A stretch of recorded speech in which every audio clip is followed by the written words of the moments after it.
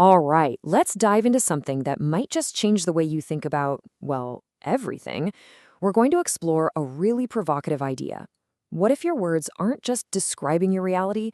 What if they're actually creating it? So let's just start with the question that kicks this whole thing off. What if every single word you've ever spoken was a spell? I mean, just let that sink in for a second. It's a pretty wild thought, right? It's designed to make you stop and really consider the power of your own voice. And the idea goes even deeper. It challenges the very words we used without a second thought. I mean, take the word spelling. We all know what it means, but what if that's not just some random name? What if it's actually a clue to a hidden power we've all forgotten about? Well, that's exactly the argument that we're digging into today. The idea that language isn't just for describing things, it's a literal creative force. It's almost like a technology for programming the reality that you and I experience every day. Okay, so let's break this down a bit. In this first part, we're going to explore this idea that words are quite literally spells. And we're going to do that by decoding the magic that's supposedly been hiding in our language this whole time. So the argument really kicks off with the word spelling itself.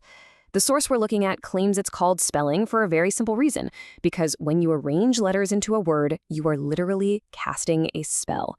And we're not talking about a metaphor here. We're talking about a direct act of creation. And then there's grammar. This is where it gets really interesting. The source makes this fascinating connection between the word grammar and the word grimoire, which, if you're not familiar, is basically a textbook of magic spells. The implication here is that the very structure of our language is a magical system. And to top it off, we have cursive writing.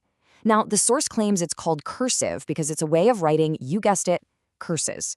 The whole argument is that these aren't just a bunch of funny coincidences, they're actually clues that have been hiding in plain sight all along. So you might be thinking, okay, if this hidden code really exists in our language, how come we don't all see it? Well, our next section gets into the source's claim that this knowledge wasn't just lost, it was deliberately hidden from us. The source actually points to a very specific moment in time, 1946.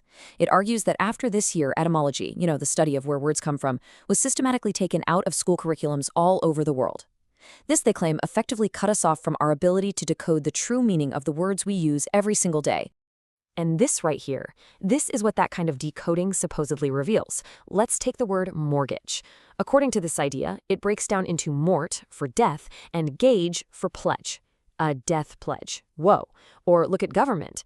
Govern means to control, and ment, from the Latin mens, means mind control. The argument is that these aren't just clever word games. They're the literal, hidden meanings we've been conditioned to completely ignore. So, we've talked about the words themselves.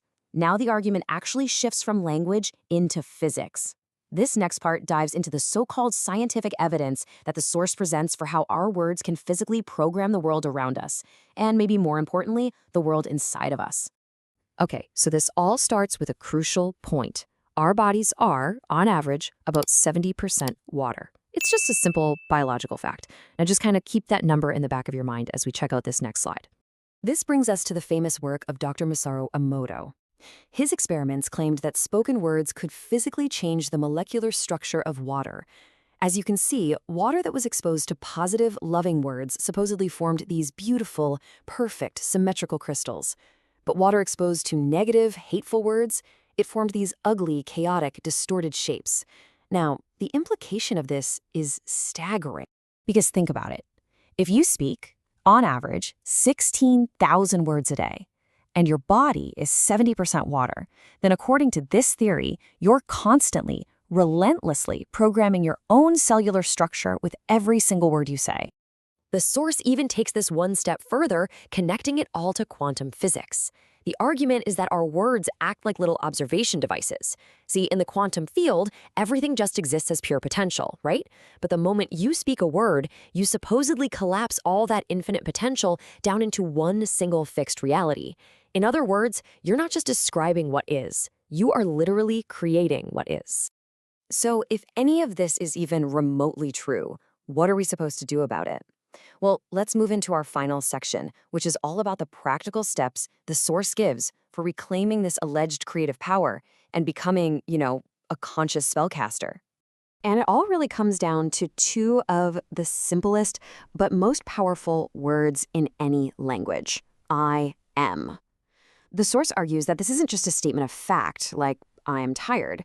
It's a command of creation. It's presented as the name of God, and therefore it's our own divine authority to declare what is true for us. And to help with this, the source material actually offers a really practical tool, a 7-day vocabulary detox. As you can see, the whole idea is to systematically eliminate words from your vocabulary that reinforce a sense of limitation or powerlessness. You start by cutting out words like can't and try, and you gradually retrain yourself to speak with way more intention and power. And this is really what that shift looks like in the real world. Instead of saying something like, I can't afford it, which is a statement of being a victim, you reframe it as, I'm choosing to invest my resources elsewhere. See how that feels? That's a statement of power. It's all about shifting your mindset from being a passive receiver of reality to being an active creator of it, just by using deliberate language. And that really brings us full circle, back to where we started. If you speak around 16,000 words every single day, and if this theory holds any water at all, well, that's 16,000 spells, 16,000 commands that you're sending out into the universe. So the final question is, what will you choose to create with them tomorrow?